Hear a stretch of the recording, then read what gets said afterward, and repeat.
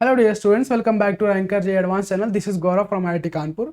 सो students, हम लोग पिछले वीडियो में बात किए थे कि जे एडवांस का पैटर्न क्या होता है ऑर्गेनिक केमिस्ट्री के क्वेश्चंस पूछने का।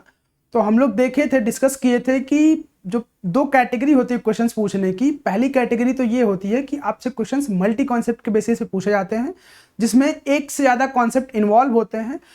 वो एज सच बहुत टफ क्वेश्चंस नहीं होते हैं, क्योंकि उसमें आपका पेशेंस चेक किया जाता है।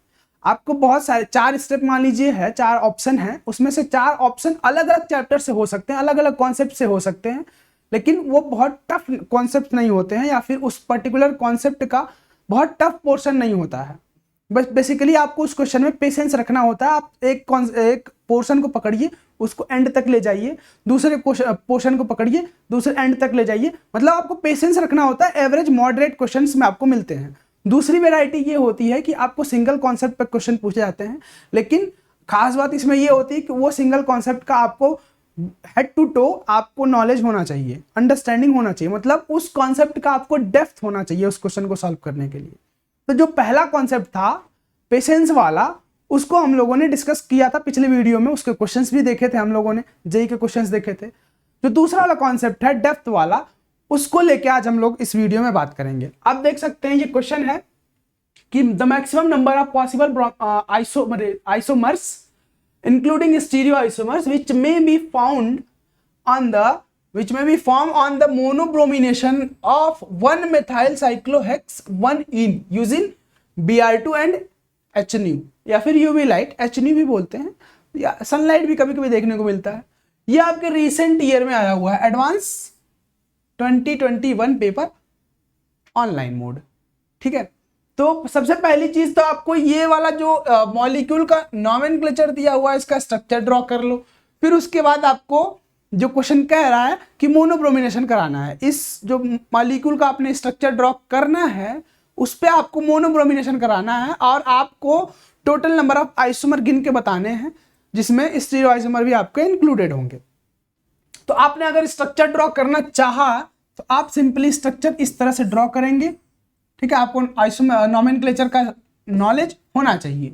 ठीक है, तो 1-methyl cyclohexane 1-ene, अगर आपने यहां से नंबरिंग स्टार्ट किया तो 1 2 3 4 5 6, ठीक है, यहां तक आ गए तो 1-methyl और बाकी, मतलब स्ट्रक्चर आपने ड्रॉ कर लिया। अब इस पे आपको मोनोब्रोमिनेशन कराना है।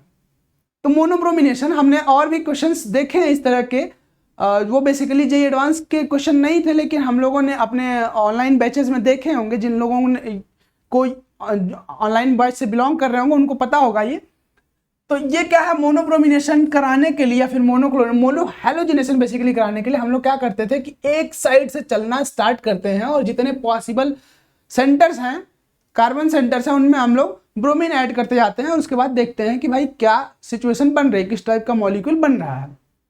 तो यहाँ पे आने के लिए हम लोग पहले तो यहाँ से स्टार्ट करेंगे। मतलब अगर हमने यहाँ से स्टार्ट किया तो ब्रोमिनेशन कराने के लिए ये तो एज इट इज रहेगा, यहाँ CH2 और Br, इस तरह से एक प्रोडक्ट तो ये भी होगा ना मोनोब्रोमिनेशन का, ये हो गया।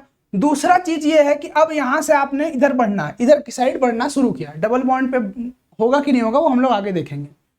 यहाँ आएंगे, यहाँ आएंगे, यहाँ वाला हमने लिख दिया। दूसरा वाला क्या है, दूसरे वाले की अगर हम लोग बात करें तो कुछ इस तरह से आपको स्ट्रक्चर मिलने वाला है।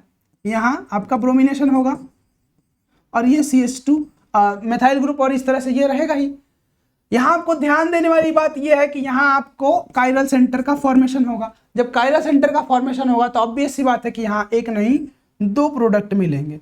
यहाँ एक पहला प्रोडक्ट ये है, यहाँ एक मान लो इसको एक ऊपर की तरफ है अगर ब्रोमीन, एक बारी को ब्रोमीन नीचे की तरफ है, तो दोनों ही केस में प्रोडक्ट मिलेंगे। मतलब 1 + 1 2 प्रोडक्ट आपको मिलेंगे। तीसरी बार अगर हम लोग उसी तरीके से ब्रोमिनेशन कराते हुए आगे बढ़े तो अब पोर्शन किसका, अब नंबर किसका, यहां तक हमने करा दिया, अब नंबर इसका है, इस वाले कार्बन का।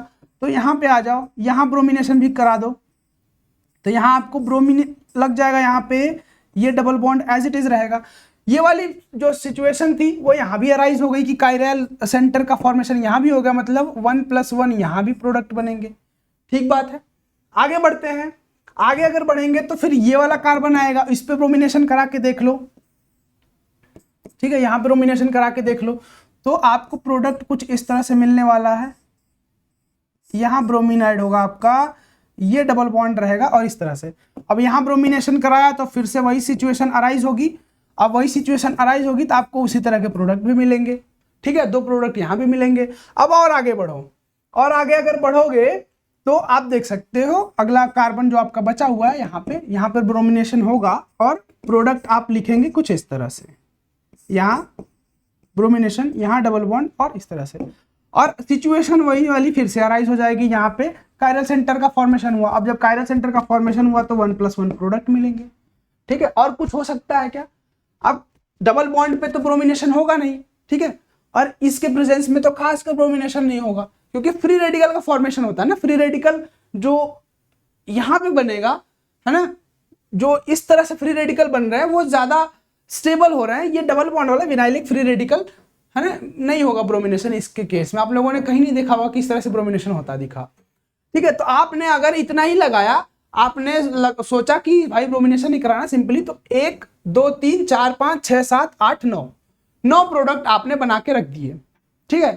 लेकिन थोड़ा सा ध्यान देने वाली बात सिर्फ इसमें है। अगर आप ध्यान दें तो ध्यान देने वाली बात एक तो इसमें है और एक जो है आपका इसमें है, ठीक है। इन दोनों प्रोडक्ट्स को आपको ध्यान से देखना है, ठीक है। तो बेसिकली मैं कर क्या रहा हूं, किसको राउंड अप कर रहा हूं, जो एलाइलिक ब्रोमिनेशन हो रहा है उन वाले प्रोडक्ट्स को मैं ध्यान से देखने के लिए कह रहा हूं आपको। तो मैं क्यों कह रहा हूं कि ये वाला कैसे हुआ होगा, ये वाला कुछ इस तरह से ही हुआ होगा ना। आपको जब ब्रोमिनेशन कराने को किसी ने बोला तो सबसे पहले तो यहाँ पे फ्री रेडिकल का फॉर्मेशन हुआ होगा, है ना, और यहाँ पे ब्रोमीन रेडिकल तो हवा में घूम ही रहा होगा ना सोल्यूशन में, हवा में मतलब रिएक्शन मिक्सचर में। तो इस तरह से सिचुएशन बनी होगी, तभी तो ये दोनों कंबाइन किए होंगे तो ये आपका प्रोडक्ट बना होगा, ठीक बात है। लेकिन इसको आपने ध्यान नहीं दिया कि ये वाले बॉन्ड जो वीक होते हैं, वीक बॉन्ड्स होते हैं, ठीक है, बेसिकली क्या है, ये पाई बॉन्ड्स हैं, सिग्मा बॉन्ड्स है तो वीक ही है ना, तो पाई बॉन्ड्स होते हैं। तो ये वाली सिचुएशन आपने ध्यान नहीं दिया होगा। अगर आपने ध्यान नहीं दिया होगा तो आपने 2 प्रोडक्ट कम ड्रॉ किए होंगे। कैसे? आप देख सकते हैं यहाँ पे कि अगर ऐसी बात हुई, यहाँ पे फ्री रेडिकल बनेगा, उन दोनों में कॉम्बिनेशन होगा, रेडिकल कॉम्बिनेशन होगा और यहाँ पे बनेगा डबल बॉन्ड। क्यों? क्योंकि यहाँ भी फ्री रेडिकल, इस वाले कार्बन में फ्री रेडिकल और यहाँ पे भी फ्री रेडिकल है और आपका ब्रोमीन दोस्त यहाँ पे घूम ही रहा है, तो यहाँ से आपका ब्रोमिनेशन होगा। तो कहाँ पे ब्रोमिनेशन होगा? ठीक है, यहाँ पे ब्रोमिनेशन होगा, जो कि आपने अभी तक ड्रॉ नहीं किया। यहाँ ब्रोमिनेशन होगा और ये डबल बॉन्ड बनेगा, ठीक है। इस तरह का प्रोडक्ट आपने ड्रॉ नहीं किया है। अगर ऐसी सिचुएशन बनी तो आपको फिर से ये वाला कायरल सेंटर मिला, मतलब 1+1 प्रोडक्ट यहाँ पे फिर से मिले। एक तो ये हो गया अलाइलिक वाले केस में, और वही अलाइलिक वाली सिचुएशन यहाँ भी तो बनी है। यहाँ कैसे बना होगा? यहाँ सिचुएशन इस तरह से बनी होगी कि भाई आपके पास ये प्रोडक्ट था, ये रिएक्टेंट था, ठीक है, और यहाँ पे आपका क्या हुआ? फ्री रेडिकल बना, ठीक है, यहाँ पे फ्री रेडिकल बना और आपने देखा कि यहाँ पे ब्रोमीन रेडिकल है, इन दोनों का कॉम्बिनेशन हुआ अगर, तो ये वाला प्रोडक्ट आपको मिला था, ये वाला। लेकिन आप भूल गए कि ये वाला बॉन्ड भी आपका टूट सकता है। मैं क्या ड्रॉ कर रहा था वहां पे? कुछ इस तरह से,